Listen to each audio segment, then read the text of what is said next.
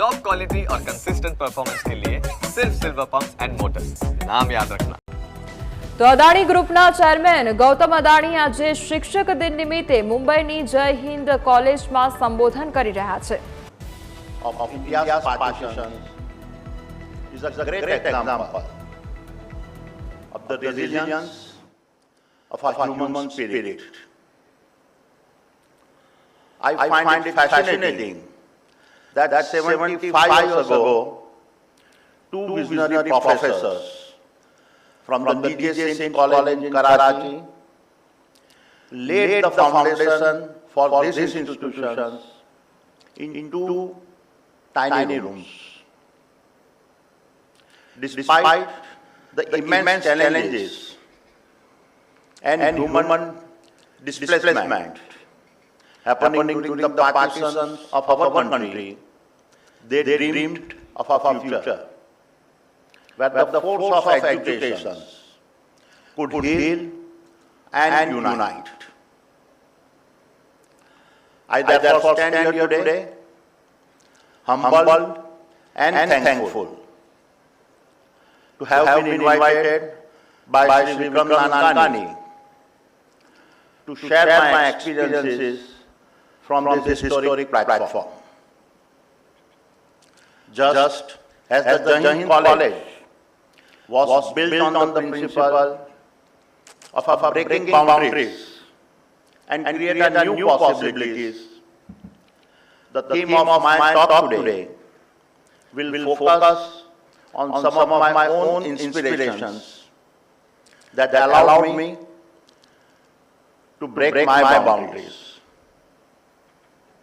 And over the next 40 minutes, as I share my journey of entrepreneurship, I hope the stories will leave you with some learnings. My dear friends, we all need a role models in our lives. Imagine a young boy faced with the choice between the expectations of his surroundings and an inner calling. This narrative is not restricted to any single person, but is a theme we have seen happen all across history. Consider the early titans of the US industry, such as John D. Rockefeller, Cornelius Vanderbilt, or Andrew Carnegie, who built the infrastructure that shaped the future of the United States. Or our own visionary leader like J.R.D. Tata, G.D. Birla, and Dhirubhai Ambani, who played invaluable roles in transforming India's economic landscape. These leaders did more than just build businesses. They established legacies. Their journey were filled with challenges and criticism, yet their guts to tackle the impossible transform ordinary ambitions into extraordinary legacies.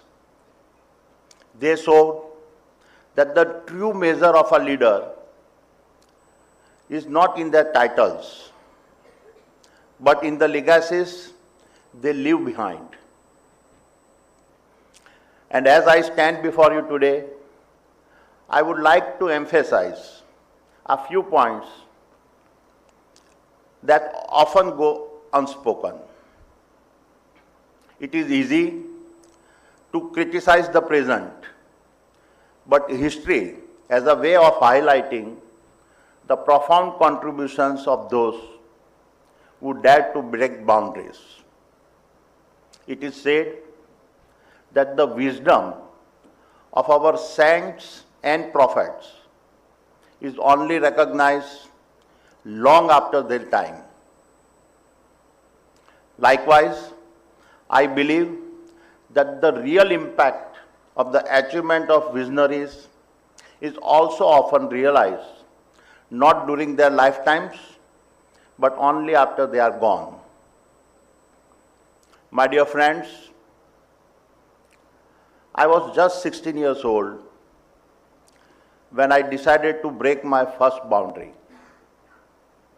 I had to do with giving up my education and choosing to move to an unknown future in the city of Mumbai. People still ask me, why did you move to Mumbai? Why did you not complete your educations? The answer lies in the heart of every young dreamer who sees boundaries not as a barriers, but as challenges that test his courage. I was driven by a need to see if I had the courage to make a life for myself in the most happening city of our country. Mumbai is more than just a city for me. It was my training ground for business. It is here that I learned to short and trade in diamonds. The field of trading makes a good teacher. I learned very early that an entrepreneur can never be frozen by over-evaluating the choices in front of him. It is Mumbai that taught me to think big. You must first dare to dream beyond your boundaries. But life has a way of taking unexpected turns. Just as I was turning 19, I was called back by my elder brother to assist in running our small-scale PVC film factory situated near Ahmedabad. The business was faced with many challenges, primarily due to extreme government control and restrictive import policies, leading to severe shortages of raw materials. This was my first real encounter with the limitations of the business environment in India.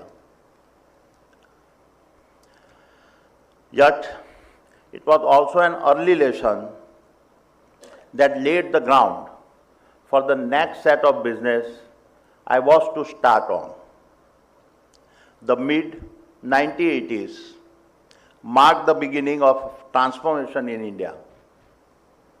In 1985, under the leadership of Sri Rajiv Gandhi, the country took its first steps towards economic liberalizations.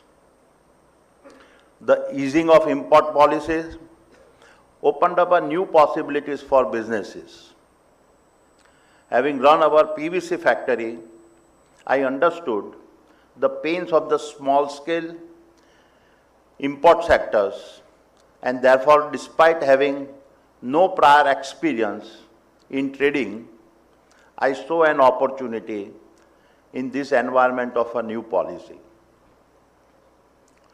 I took a leap and established trading organizations for importing polymers to supply to the struggling small-scale industries. By the time I turned 23, my trading venture was doing well. Then came 1991, when India faced a severe foreign exchange crisis that brought the country to the brink of economic collapse. It was during this crisis that Sri P.V. Narasimha Rao, the then Prime Minister, and Dr. Manmohan Singh, the then the Finance Ministers, outlined a series of bold economic reforms. These reforms included reducing of import tariffs, deregulating industries, opening up the economy to foreign investment,